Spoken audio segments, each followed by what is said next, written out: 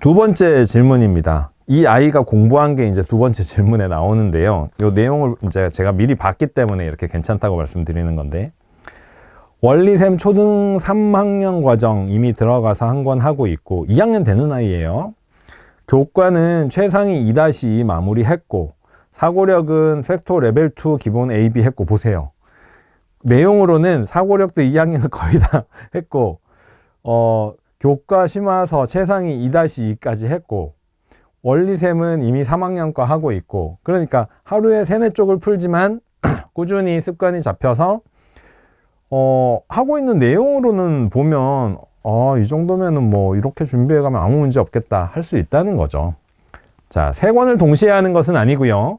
교과 한 권 하면서 사고력 한 권 이런 식으로 번갈아 가면서 하고, 여기에 곁들여서 오늘 안 하면 안 돼?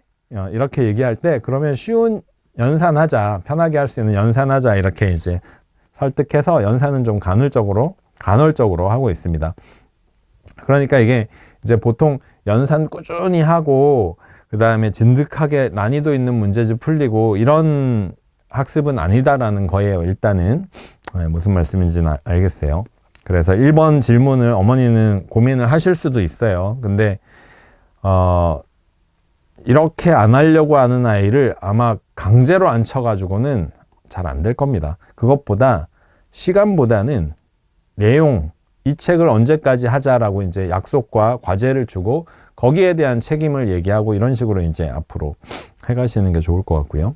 자, 두 번째 질문에 이어서 최상위 2-2 정답률은 제가 보기엔 90%까지 나오는 것 같아요. 아이도 자기 입으로 어렵지 않다고 해요. 이제 2학년 되는 아이가 2학년 2학기 최상위가 어렵지 않다고 하면 수학 잘하는 아이죠. 그죠? 네. 최상위 3-1로 나갈지 팩토 기본 레벨 2 나머지 한 권을 마무리할지, 팩토를 더 한다고 하는 거죠. 아니면 팩토를 응용으로 갈지, 팩토 레벨 2에 3권이 있죠. 기본에 3권, 응용에 3권이 있어요. 그래서 응용으로 나아갈지 이렇게 질문해 주셨는데, 진도에 대한 질문이죠. 일단은 팩토 2권을 했으니까 C까지 해서 기본 1권은 더 하시기를 추천해 드리고요.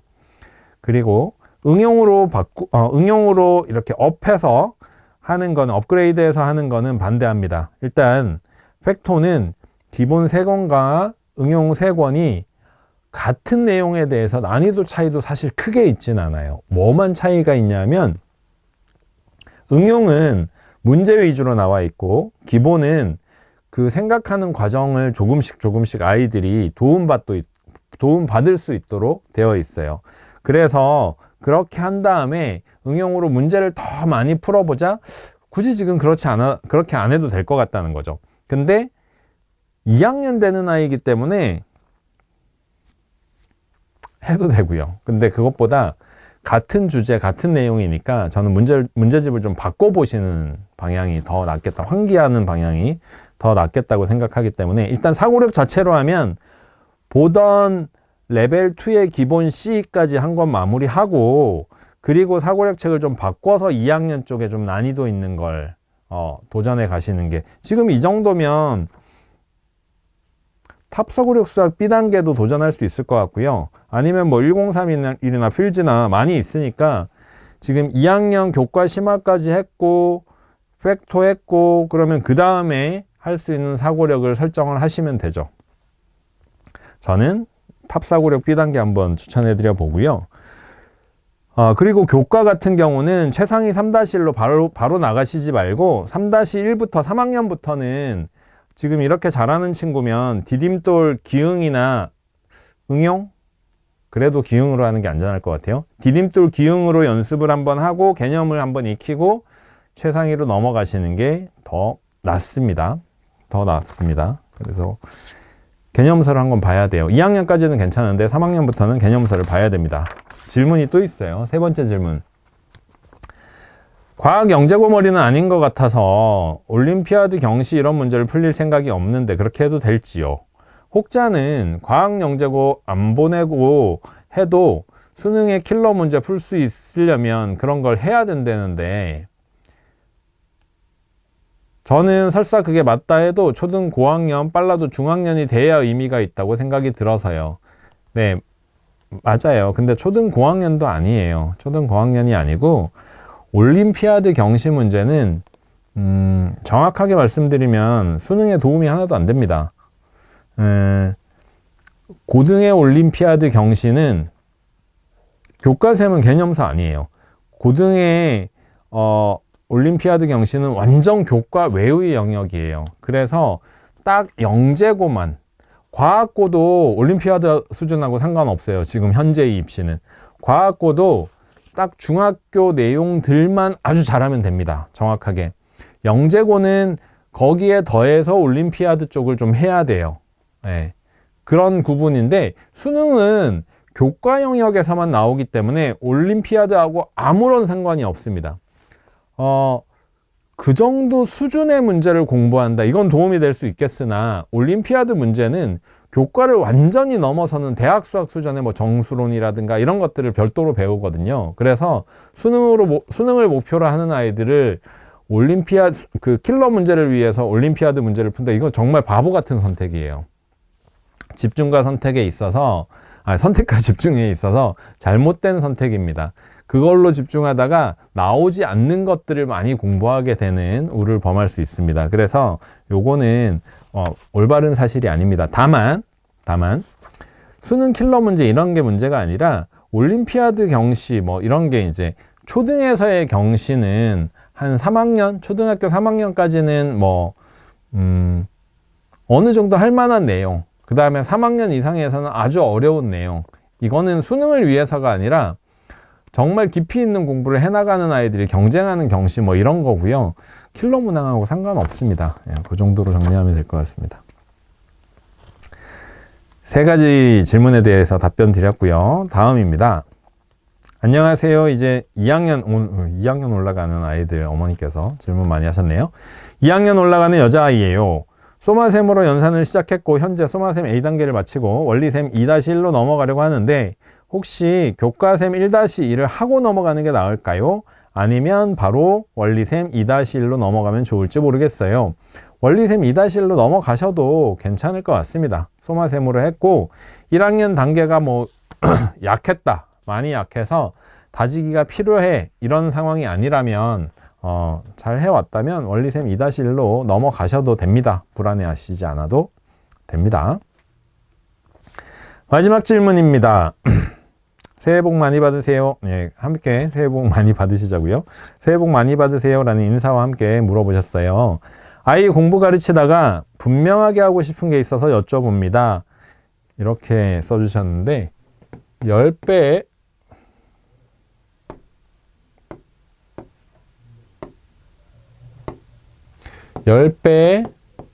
곱하기 6과 10배 곱하기 6번 이걸 아이가 너무 헷갈려 한다고 4학년 1학기 1학기죠. 1단원에 큰 수 풀고 있다고 설명을 좀 도와달라고 하셨어요. 근데 제가 이거 보고 무슨 말인지를 몰라서 이런 표현은 없거든요. 몇 배 한 거에다가 곱하기 하고 이런 표현이 없어서 제가 수학 책들을 막 찾아보면서 뭐에 대한 질문일까 생각을 해봤는데 10배 곱하기 6은 이제 10 곱하기 6의 의미를 얘기하시는 것 같고요. 그 다음에 10배 하는 것을 6번 반복하면 이런 질문을 하신 것 같아요. 네, 요거 우리 아이들이 덧셈 뺄셈에 익숙해 있기 때문에 3학년, 4학년 과정에서 이런 부분에 대해서 많이 헷갈려하고 덧셈 뺄셈으로 공부한 것들로 해석하려고 하는 경향이 있습니다. 그래서 잠깐 헷갈려 하는 거예요. 이거는 말하자면 의미만 정확하게 알면 되죠. 이걸 뭐 제가 정확한 설명이요? 예, 정확한 의미만 알면 돼요. 10 곱하기 6이다 하면 10의 6배잖아요. 10의 6배. 몇 배라는 것은 곱셈이고 곱하기 계산하는 거죠. 그런데 10배를 6번 반복한다라는 건 별이라는 수가 있을 때 곱하기 10, 곱하기 10, 곱하기 10, 곱하기 10 이렇게 해서 6번에 곱하기 10을 한다는 거잖아요. 이렇게 요 내용이에요. 요 내용. 유사하게 아이들이 이거 가지고 어떻게 틀리냐면 이런 게 있죠. 네, 되게 재밌는 문제인데 여기 지구가 있습니다. 지구에서 우주선이 출발해요. 우주선이 출발해서 이 행성을 가려고 해요. 알파 행성. 네. 알파 행성을 가려고 하는데 이 우주선이 속도가 어떠냐 하면 어제까지 온 거리만큼 다음날 갈 수 있습니다. 어제까지 온 거리만큼 다음날 갈 수 있어요. 그러니까 여기 출발해가지고 첫날 이만큼 왔어요. 그럼 둘째 날 이만큼 오고 셋째 날 그 전날 온 거리만큼 이만큼 갑니다. 다음 날 이만큼 온 거리만큼 이만큼 갑니다. 이게 뭐하고 똑같냐 하면 2배가 되는 거예요. 계속 2배가. 2배가 되는 거예요. 아, 이거 너무 어렵다. 이거 어머님들하고 풀기에 너무 어렵고 같은 건데 쉬운 예 다른 거로 할게요. 이렇게 개구리 풀이 있습니다. 개구리 풀이 하루에 2배씩 번식한다고 해요. 그래서 첫날, 둘째 날, 셋째 날, 넷째 날 이렇게 보면 하나의 개구리 풀을 심어 놓으면 다음 날 2개가 되어 있고 그 다음 날은 4개가 되어 있고 그 다음 날은 8개가 되어 있습니다. 2배로 변하죠. 2배. 아까 물어본 것 중에 10씩 6번을 반복한다 이거와 같이 2 곱하는 걸 계속 반복하게 되죠. 열흘이 되면 10일이 되면 여기가 얼마가 될 텐데 바로 전날 몇 개고 바로 전날 몇 개고 이런 생각을 처음에 배우면 잘 못합니다. 예를 들어 질문을 이렇게 하는 거예요. 10일이 되었을 때 연못이 가득 찼어요.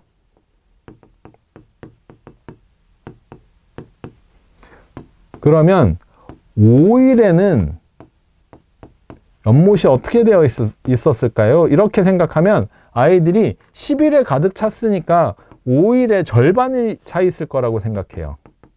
이게 덧셈에 익숙해 있어서 그래요.